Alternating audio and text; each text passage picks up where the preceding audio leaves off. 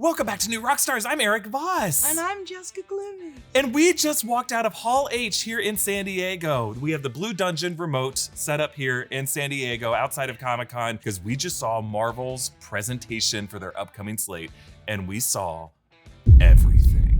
And Jessica and I are gonna break down all the stuff we learned about the upcoming titles because we could not be more excited. Yes. So we got you covered with a full explanation, but if you wanna watch like a play-by-play reaction and discussion about this, go over to the Break Room channel because that's where we uploaded our minute-by-minute reaction, play-by-play discussion of everything that we learned from Comic-Con. So go check that out on the Break Room channel. All right, let's get into it. Okay, big headlines first off. We know that Robert Downey Jr. is coming back to play Dr. Doom in Avengers Doomsday. That's now gonna be the fifth Avengers film, followed by Avengers Secret Wars. Both of these two films will be directed by the Russo Brothers and written by Stephen McFeely. And we got trailer footage for Fantastic Four, trailer footage for Thunderbolts, trailer footage for Captain America Brave New World, and our first good look at Red Hulk. And we know that the Fantastic Four will be coming back for these two Avengers films. But let's start with Captain America Brave New World. You know, Kevin Feige promised that it was going to be just a classic Winter Soldier style action movie with some politics in the mix. Now, we learned from Rob Delaney that Sam Wilson will not have the Super Soldier Serum at the start of this movie, but we'll see what happens. And Giancarlo Esposito confirmed that he will be playing King of the Serpent Society Sidewinder in this film. This is going to be the Seth Volker version of Sidewinder. We did hear some rumors that Seth Rollins, the wrestler, might be playing a character from the Serpent Society, but all that footage was scrapped,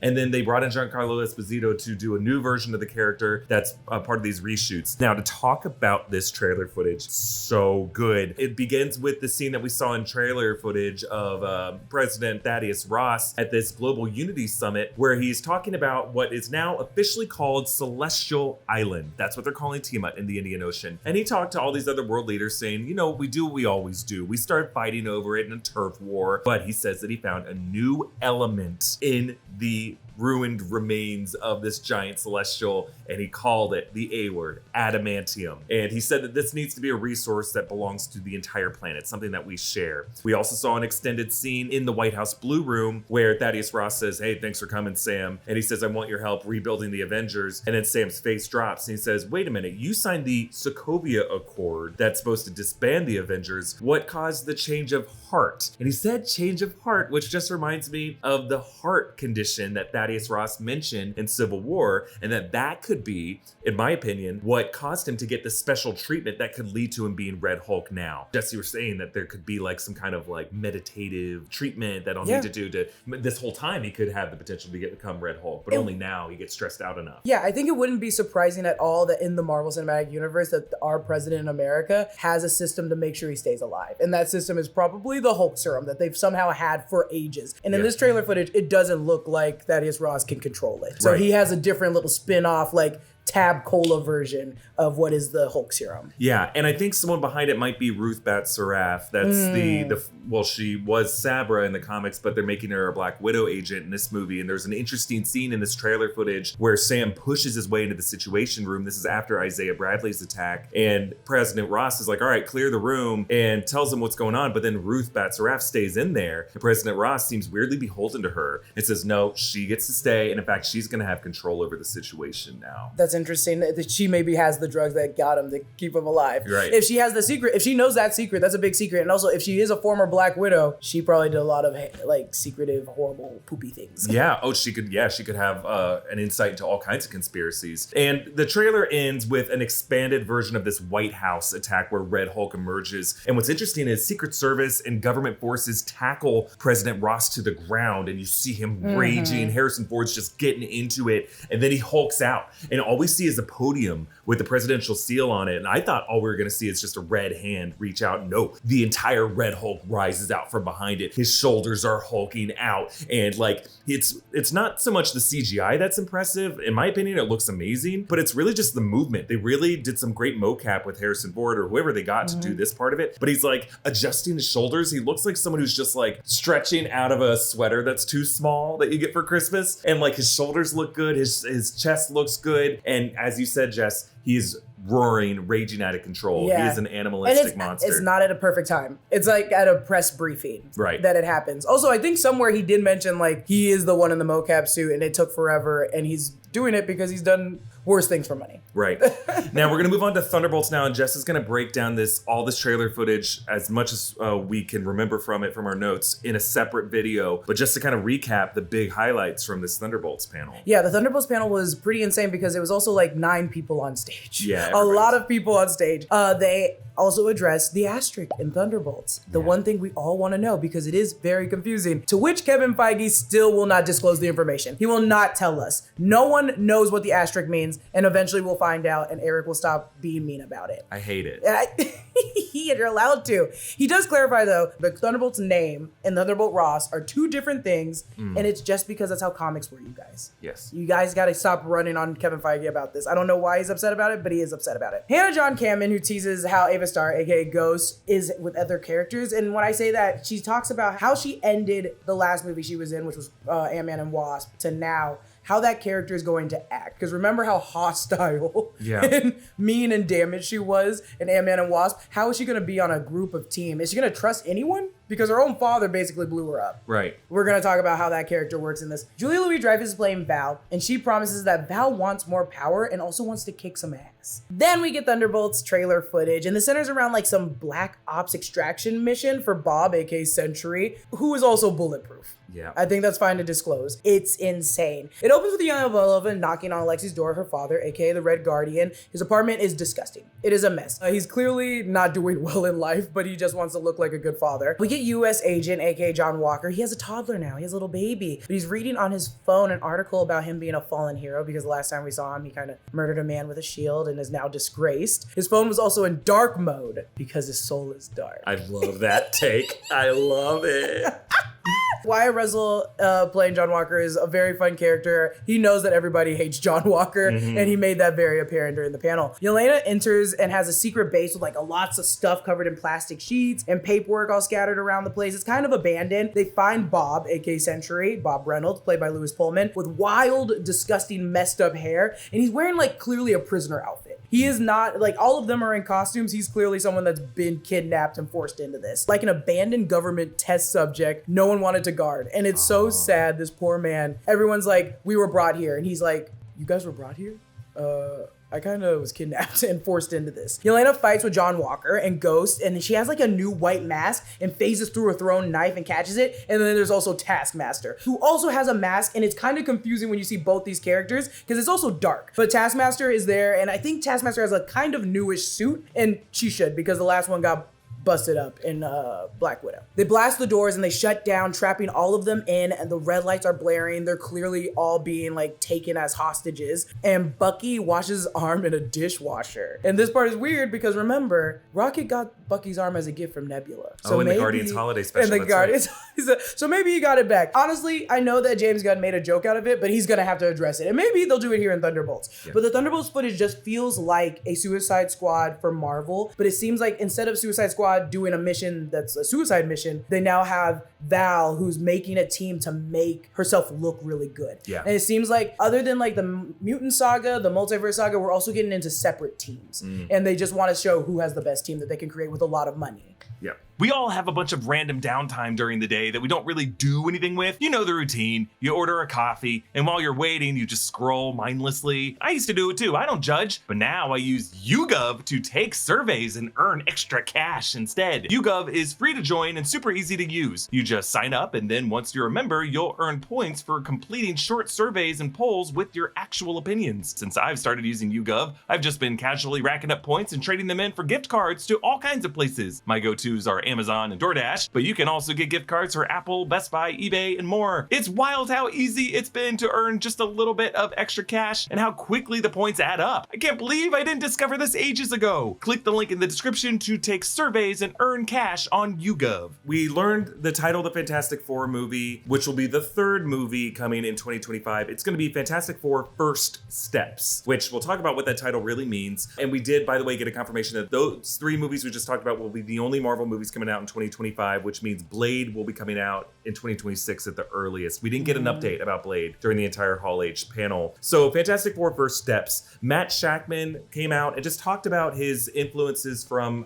retro futurist 60s art from people like Sid Mead. And he said that when they were just doing some test footage, they looked at like different animal footage, which we were thinking, oh, maybe he's looking at some chameleon footage of like the way they could show Sue Storm's invisibility. They also just went out in the desert and shot rocks. They literally kick rocks. Eben Moss Bachrach was not joking when he said they just looked at rocks to get the perfect boulder style for his look. We saw some early sizzle reel footage, and this was like a fully realized concept trailer, and it looked amazing. It begins with the Future Foundation, like some old TV footage of a Mr. Wizard type TV show from the 60s, with Reed Richards at a blackboard talking about parallel universes and lecturing to some kids that are just not at all interested. And he does this voice, Pedro Pascal, that is just so nerdy and Professor Frink style, but not in a way that's grating, but just feels so charming and adorable. He's gonna make such a good Reed Richards and already has a take. In fact, all of these characters know exactly what they're doing with these characters, and this movie is gonna rock Ben Grandma.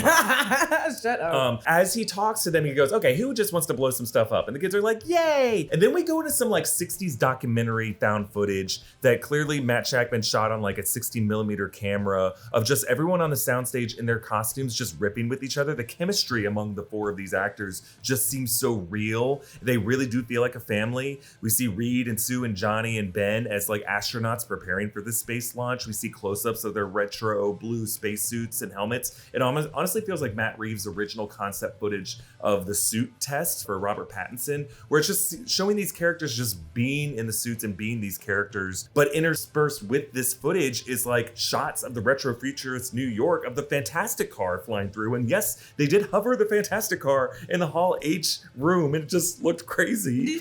And then they keep cutting to other things, and we're reminded how Matt Shakman shot all the 60s footage for WandaVision, and this kid grew up on 60s TV land television because he just understands how this should feel. And there's like a dating game, like the match game or whatever it's called. Bachelor number 1, Bachelor number 2, Bachelor number 3. And the woman's like, I'll take Bachelor number 3. And the camera pans over, and it is the silhouettes of Reed and Johnny and Ben as the thing in the third chair. She chose the big boy. We don't see Ben, we just see his silhouette. But I think it also shows just like how great Ben is gonna be as a person. Because remember, that's Ben's whole sadness is like, none of you are deformed like me. I was the one that got deformed, but he's a heart of gold, and everybody wants to be with him. We see them in the Baxter building, which is interesting. Like there's a shot where Reed grabs Sue by the hip, and they're just like, yeah, we'll always be. I mean, it's just feels so real and surreal in the best way. But the trailer ends with an amazing shot from inside the Baxter building, and Galactus looms in. Seems a lot smaller than Galactus should be if he's a planet devourer, I will say. But he leans in, and his eye just looks in through the window, and we're all terrified. Now, this is concept footage, so we don't know if anybody outside of us in Hall H will ever see this. I think they just wanted to give attendees like Jessica and me a sense of what this is gonna feel like. But just on vibes alone, I'm ready for this movie. It's so cute. It's so great. It does a really, and I know Joseph Quinn mentions it a lot during the panel, how family is first, but this is the essence of family that came through with that footage. Yeah. It was like, oh, this is a family that's working together. They're teaching the next generation. They're beautiful. Here they are creating da-da-da. Now what happens when this disaster happens? When they get their powers? It honestly feels like the vibe of The Right Stuff or The First Man. And I think that's what they're going for by first steps. They're going for the original NASA idealism of taking those first steps on the moon, but the first steps into what? Into the multiverse, into science as a concept? Because it seems like a celebration of science. We see this scene at the very beginning where Pedro Pascal is doing that voice, and he's like, you guys want to see like an explosion? And doesn't it not remind you of Kang in Loki season 2? Oh, Victor Timely. When Victor Timely was showing, it was the same kind of status. It wasn't the same like showing a bunch of adults that want to buy it, patent it, but it was still like, oh, look at this. Look at how this transitions. We've seen this exact stance, this exact scenario. And speaking of Kang, let's talk about the big announcements at the end of the panel. Again, no news about Blade, but they said that the Russo brothers are going to be directing the next 2 Avengers movies. And they did this thing where they're like, we have to get special directors to do it. And then they showed a reel of just Captain America, Winter Soldier, Civil War, Infinity War, and Endgame. And it's like, yes, we all know and like those movies. We know who did. The reveal wasn't that big of a reveal, but I was like, I'm more revealed from you guys just saying the Russo brothers. You don't need to show me the footage they did. But it also kind of cements the fact that now the Russo brothers are known to be the Avengers directors. That seems to be the case. Never mind, Joss Whedon. Get out of here, Joss. Joss, get out of here! Get out. Get that Joss out of here. Now, we learned from a press release from Agbo, that's a production company, that Stephen McFeely of the Marcus and McFeely pairing, Stephen is going to be writing both of these movies. So there's Christopher Marcus and Stephen McFeely, and I guess they had a big breakup because one's taller than the other. I don't know. But only one of them right now is directing or is writing both of these scripts. But they introduced that they're going to be doing Secret Wars. They both have this relationship with reading the 1985 version of Secret Wars with the Beyonder as kids in the 80s. And then while they were Marvel directors, the Jonathan Hickman Time Runs Out 2015 Secret Wars came out. They said that they need to make one movie before Secret Wars that properly sets it up. And then they showed the title, and it was Avengers Doomsday, and the lights turn green, and we all know that Doctor Doom is coming, and then they're like, we need one actor who can play Doctor Doom, and then the stage filled with these creepy cloaked people with metal masks, and one of them was wearing green, and that person stepped forward, and who was it? It was Robert Downey Jr. So the scoops that you've seen going around that Robert Downey Jr. is coming back as a version of Doctor Doom is happening, and it just poses all these questions. But he said these specific words. He goes, new mask, same task. New mask, same task. And Anthony Russo repeated that just to make sure that we all heard it. So I think what they're saying is it's a different mask. It's like a different face at what you're seeing, but the task is the same. Yeah. And I think what they're signaling is that the original game plan for Secret Wars and for what Kang Dynasty was going to be is the same. They were going to do Time Runs Out. They were going to do Secret Wars the way Jonathan Hickman wrote it, but that they're just going to have a different person as the mastermind of it all. And now it's going to be God Emperor Doom, as we saw on the cover of that comic book, Secret Wars #5 and Deadpool and Wolverine. They were telling us this is a plan, this is now the plan, and they're just going, I think they were always going to do that. They were just going to have Kang instead of Doom, and now they're just going back to the original plan. Yeah, they're just going back to the original plan. And so we're wondering, does that mean we're done with Kang? No, I think we're still going to have a version of Kang in this movie, but I think, Iman Vellani did that interview with us last year, and I think they're going to do something similar to what her theory was, which is that they're going to take Victor Timely or Kang or the Kang variants and make them the Molecule Men, make them the Owen Reeses of every universe. They're kind of the death trigger. But maybe there was one universe where the anchor being was Robert Downey Jr.'s Doctor Doom, and he got ahead of this plan, and then we're gonna see Doomsday be the story of these apocalypses across the multiverse, and all these other universes are dying, and he comes from a universe that dies. I guess we're gonna just have to wait and see if he comes from the same universe as the Fantastic Four, because again, the Fantastic Four are going to appear both in Avengers Doomsday and Avengers Secret Wars. So it just remains to be seen. I think my theory is that the Fantastic Four movie is gonna end with Galactus devouring that Earth, and that universe will have a Robert Downey Jr. playing that Victor Von Doom from that universe. In general, I believe that completely, that it's just gonna be like him coming from a devoured universe, and he's gonna be bad. Also, the existence of Tony Stark with the Future Foundation is such an interesting role to play. Yeah. And that's what I'm very looking forward to. An evil Tony Stark. Is he still selling wars? Yeah, I don't know if he's Tony Stark. I think he's just going to be a Victor Von Doom from this doomed universe. And that it's just an interesting coincidence that it's Robert Downey Jr., who is kind of this anchor being. The face of Robert Downey Jr. is an anchor being. And that's so interesting. And on the heels of Deadpool Wolverine, how they're laying it up for us that he is an anchor being. And I always forget that, yes, Tony Stark is just an engineer. He's very smart. He can just be a Doctor Doom. So do you think in Secret Wars, that's when we get our 616 Thor or our 616 whatever, and they're like, Tony, you're dead in my universe. You were a hero. And he's like, leave me alone. Yeah, I think the way Deadpool and Wolverine ended, without spoiling any things for people who maybe haven't seen it yet, I think we are headed on a collision course between the Fox X-Men universe of 10005 and 616, and that certain things that happen in Deadpool and Wolverine are going to pay off in Secret Wars, but not in Doomsday. That's my theory. No, yeah, because Doomsday is going to just set up Secret Wars. Yeah, it's going to set up Doom. But you think you think he's going to go from Fantastic Four, the world's going to be devoured, then here comes Doctor Doom into Doomsday. Yes. Okay. I think we get a post-credit scene of Robert Downey Jr. as the Victor Von Doom of that Doom. Oh, that's the reveal. That's true. That's the hard part, is like, yeah, that's going to be a post-credit scene, even though it was revealed today at San Diego Comic-Con that he was going to be Doctor Doom. But we'll see how he looks. Yeah, we'll see how he looks. He's going to have some weird goggles. But we didn't get any updates again about Blade or the Disney Plus titles. I think they're all coming in August at D23, and I think they're going to answer the question of that fucking asterisk for Thunderbolts. I'm going to kill you. Yeah, it was all movies today anyways, too. They were like very sure to be like, we're just talking about about the movies. We're not talking about any of the Marvel television shows. Right. Hey, Jess, let's show what we've been looking like this whole time in the blue screen background. So that's everything we saw. Let us know in the comments below what you're most excited for. And yes, I am wearing our new Fantastic Four design. That is so cool. We saw this art all over the place. Lift it, lift it, lift it. Look, that looks awesome. Does this look great? I love the invisible one. Oh, look at the little lines. Yeah, and he got the little grain of Reed Richards. This That's is how really you know sick. he's Reed. Yeah, That is true. That's the only way you'll know it's Is it gray? Is there some salt in the pepper? But yeah, you can grab one of these at nerdriot.shop. It's the best way you can support what we're doing here at New Rockstars.